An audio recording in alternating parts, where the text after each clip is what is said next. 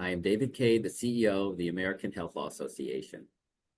Each year, the Board of Directors approves a slate of esteemed individuals selected by the Fellows Coordinating Council as AHLA Fellows. These longtime members have shown a commitment to the association through their participation as speakers, authors, mentors, and leaders.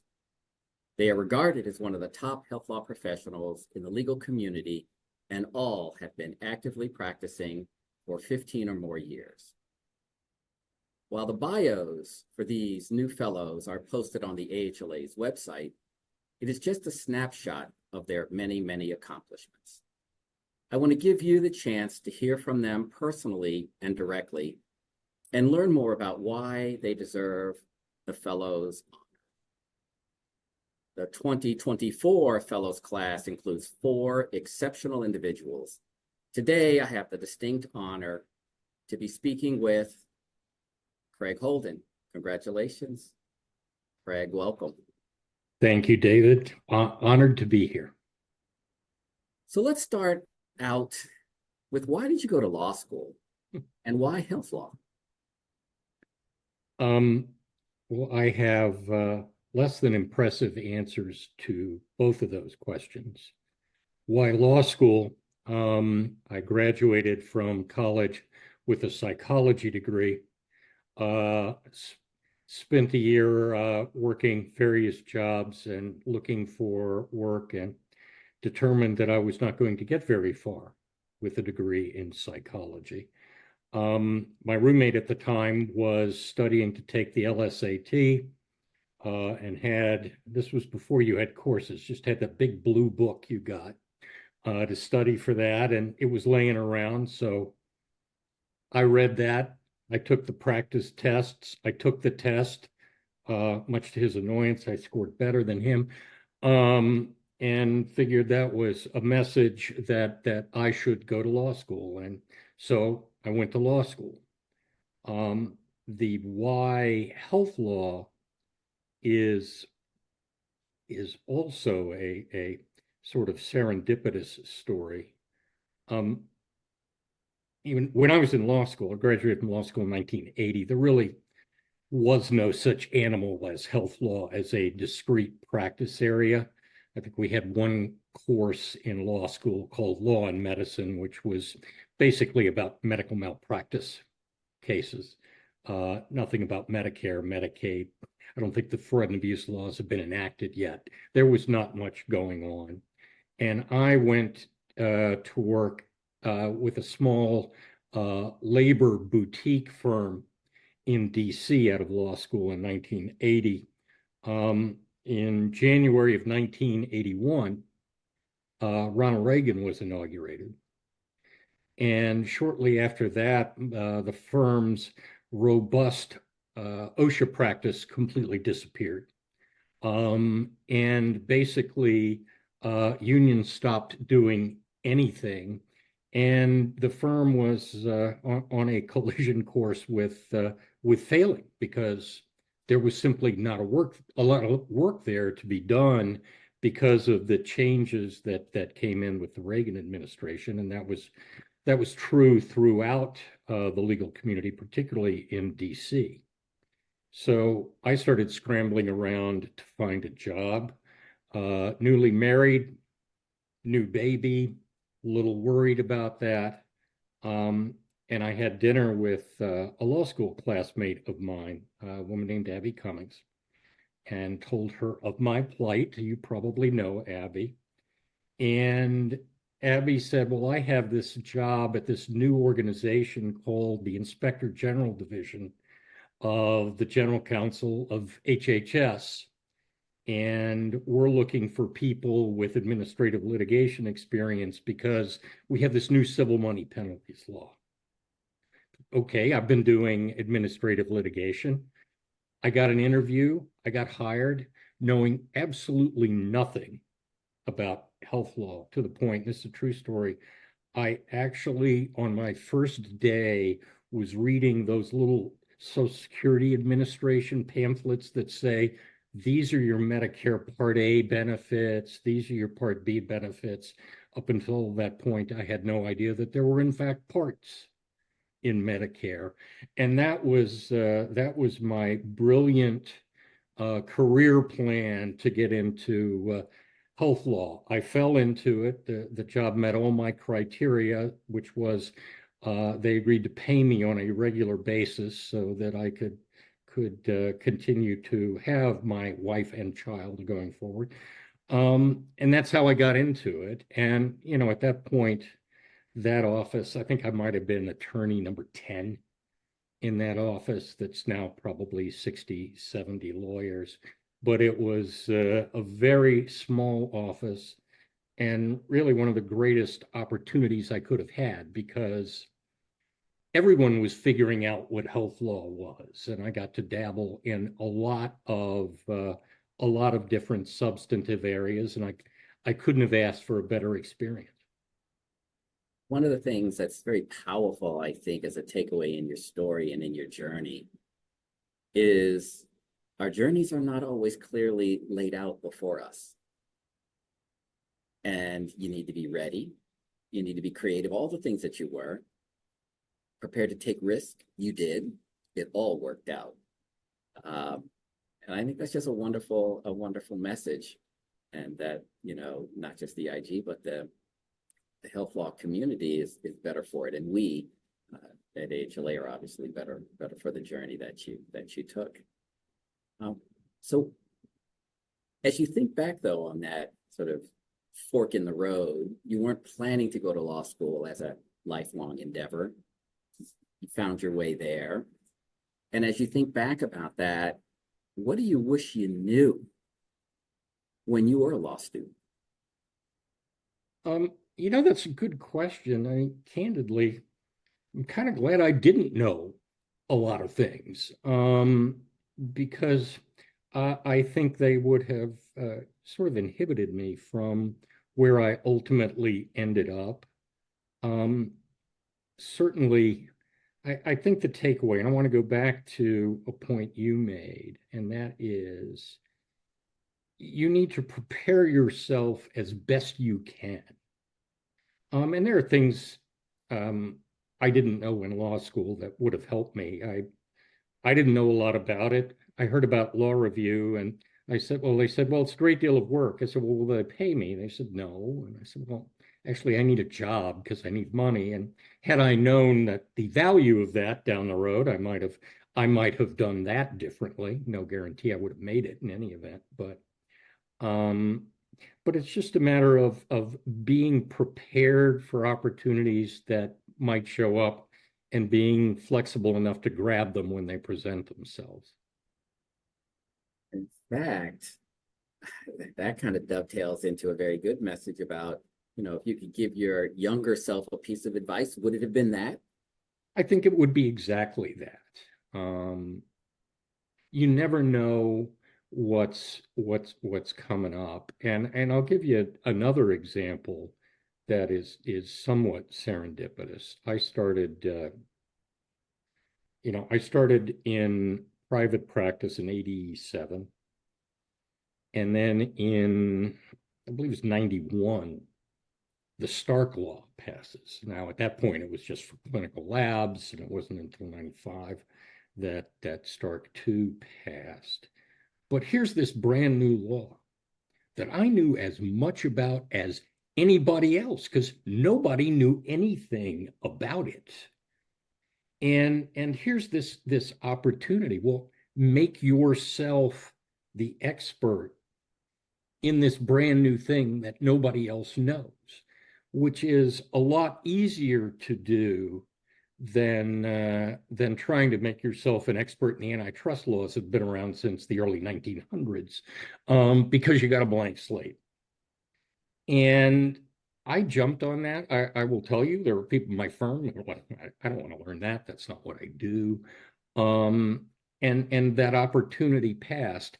And I see that happening, or has happened, when HIPAA passed. Well, lots of things in HIPAA. I'm talking about the privacy piece of HIPAA. Same thing. All of a sudden, this brand new statutory scheme was there on a silver platter for any lawyer who cared to learn it. And my advice for young associates starting out in healthcare, young lawyers starting out in healthcare, look for those opportunities when something comes to pass. They don't come around every day, but when they do come, jump on. So in fact, sort of given that, yes, sometimes the opportunities are there, and sometimes you have to make your opportunities. So let me ask you this follow-up. Can you share what traits you feel are most important in being an effective health lawyer? Because the opportunities, they said, Stark, HIPAA, sort of major kind of earthquakes in the field. But generally speaking, what would you say are the traits that you feel are most important in being that effective health lawyer? Good question. And I think being a good health lawyer is a challenge. My partner and former AHLA president, Dick Cowart, loves to say it takes 10 years to make a healthcare lawyer. I think that's about right, because it's such a broad field that you have to learn. And you want to get the full breadth of it. And part of it is you need to have a healthy respect for what you don't know. You got to know what you don't know and when to seek health, because it is a very broad and complex area. And I think a lot of health lawyers, and I catch myself doing this, you silo yourself and you silo your thinking, where it's very important for you to understand the big picture, to understand how health systems work. And because of that, to understand all the remaining the pieces that are out there that you might not otherwise be aware of. You really need to be, in many ways, a generalist, even if you've specialized in a little narrow area. And you didn't ask me this, but I know you'll like the answer. One of the things I always loved about AHLA is I would go to a conference and I could just walk into a session on something that I knew like that much about, listen, get a feel for it, get a feel for what the issues are. Wouldn't know the answers to all those issues, but I'd at least know generally what the issues are, and use that knowledge as things are presented to me to make sure I don't miss anything. And I think that's just a tremendously valuable thing to have, and something that AHLA has given me for a very long time. I totally agree. And I do want to talk about that AHLA connection. The other thing, though, you also mentioned, and you didn't use this word, but when you mentioned Dick, reminded me of the role of a mentor. And so my question is, was he, and if so, did you have mentors throughout your career? And I've been lucky in that regard. At that little labor firm, I had a mentor, a gentleman named John McGuinn, no longer with us, who kind of taught me how to be a lawyer. Didn't teach me how to be a healthcare lawyer. That's not what we were doing. But he taught me how to be a lawyer, and he taught me how to be an advocate. And I'll digress for a moment there. I think it tremendously valuable for any healthcare lawyer to, at some point in their career, to be involved in litigation.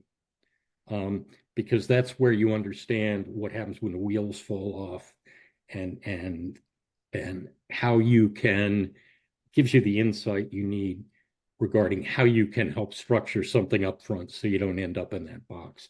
So you have that. And then I was fortunate. I was with HHS for about 5 years and decided it was time to try my hand at private practice. And a line I used as the benefit of being true, I had offers from 5 different health law firms because I've been dealing with them all, and I knew them all. And being a government employee for 5 years, I had an uncontrollable urge to go to the lowest bidder. So I did that. And the reason I did that were the people there. And I got to work with Len Homer. I got to work with Sandy Kaplitsky, who were major players in the healthcare field. Again, invaluable experience. Both of them actually former HLA or NHLA presidents, depending on the timing.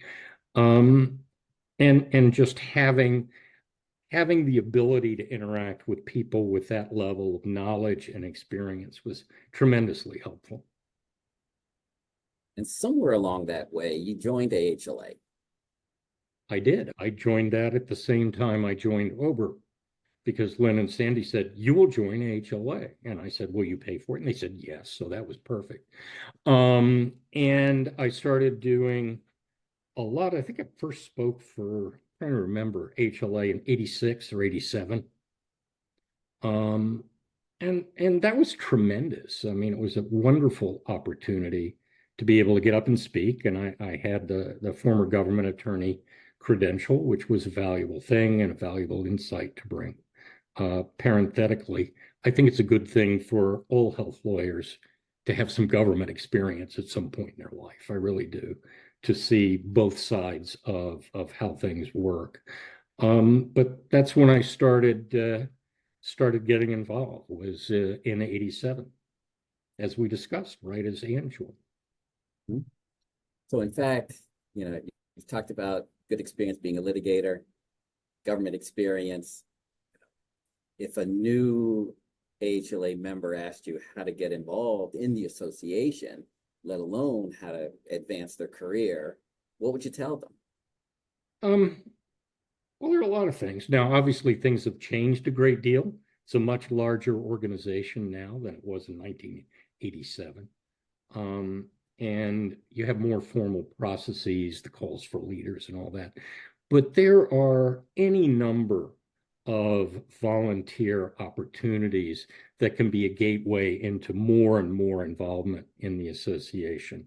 There are writing opportunities, speaking opportunities. Obviously, speaking opportunities are kind of competitive at the in-person level, but there's also a lot of webinars that one can speak at, podcasts, that kind of thing. The practice groups provide a tremendous opportunity to connect with people who are doing the same kinds of things that you are, and that you can compare notes with.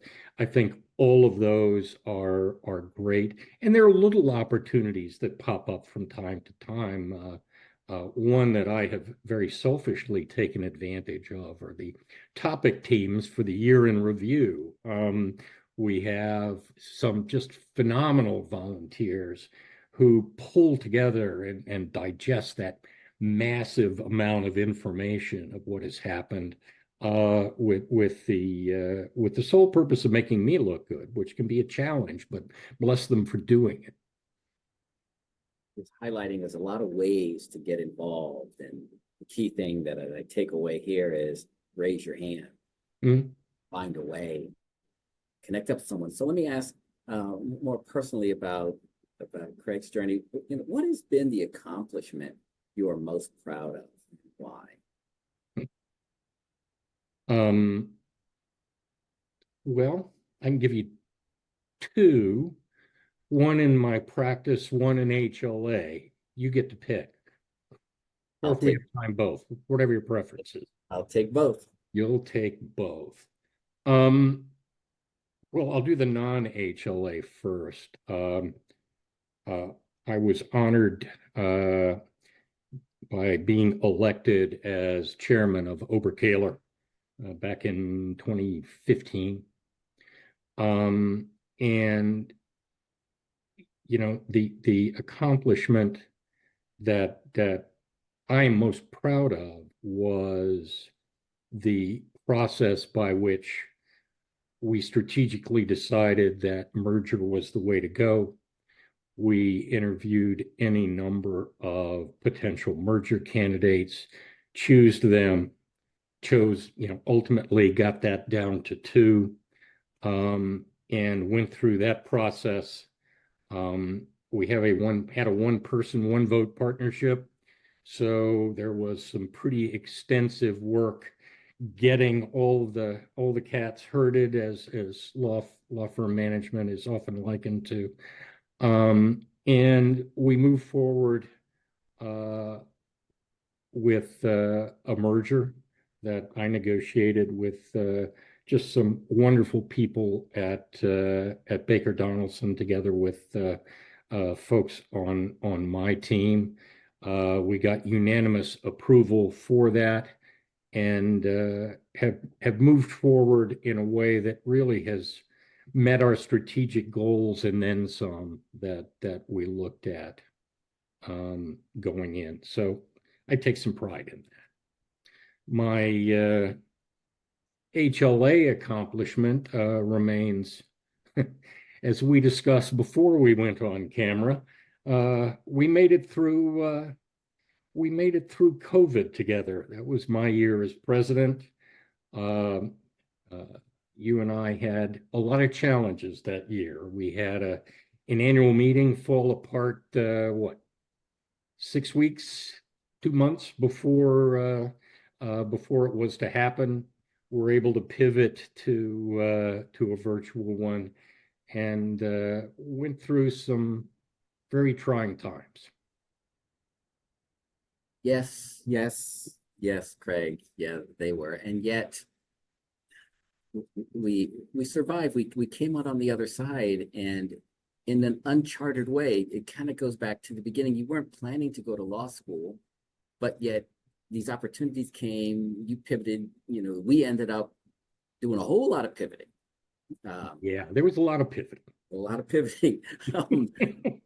I share that as a great accomplishment. And one of the things I would say, which is also true, and I think a testament to your leadership, is not everybody made it out on the other side of COVID with their organizations intact. It was a tough time, obviously locally, nationally, worldwide. We did a lot of pivoting. We did a lot of amazing things, and kudos to you in helping us to guide and to learn our way through. Yeah, yes, sir. It wasn't easy. But no, we had a lot of quality time together, Dave. Yes, we did. So, in fact, let me get away from the pandemic a little bit and just talk about the healthcare industry generally. What do you see as the biggest challenge facing the healthcare industry today? I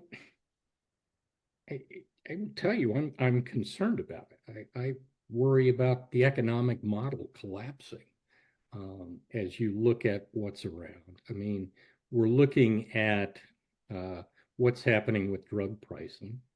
And, frankly, I think a lot of the efforts are Band-Aid efforts we have. But if you look at drug pricing internationally, we pay more than anybody. And part of that is cost shifting, because the EU, the Canadian system, will negotiate down prices. We end up that balloon gets pressed and pops out here in the United States. As you look at new drugs rolling out that are very expensive, you look at Ozempic, which does some amazing things. But what's that going to do to the cost of healthcare? At some point, can the system handle it? Can the Medicare system remain solvent enough to do it? And I don't have great answers. At risk of going politically, I think ultimately it has to end in some form of single payer. But I don't know if we're going to get there. And politically, I think we are a long way from getting there. So I worry about the healthcare system going forward. I definitely share that. And I would say, shameless plug now, for folks who are interested in hearing more, come to the annual meeting. Craig will be on the dais in the year in review, and you will hear him share more in the areas of what has happened in the year in review and a little forecasting about the challenges. And so this is a way, I'm sort of stealing a little bit of a line, Craig, of how you've remained connected with your health law colleagues. AHLA seems like has been at the center of a lot of the pivots and moves throughout your career. And so capitalizing on that, come to the annual meeting and see Craig in action. There you go. So before I get to my last question on that, I'll park my shameless plug. What does Craig do for fun? How does he balance life? Well, Craig's doing a lot more for fun. I have taken senior status. I'm not working nearly as much as I used to. And Babs and I are doing a great deal of traveling. When we're not doing that, I play a lot of golf. And I may get bored with that eventually, but I haven't yet. And in fact, I think you've probably traveled and had a little bit of golf even before you took senior status. So Yeah, maybe a little. just maybe. You found a way to balance, which I do think for those early on in the career, you can also find a way. So with that, Craig, I have appreciated this, just a little snippet, a little moment in time to reconnect with you and to congratulate you again on the Fellow's honor and to say thank you for wonderful leadership in the association. And all the shameless plugs aside, folks should come to the annual meeting. So thank you, Craig, and congratulations again. We're very welcome.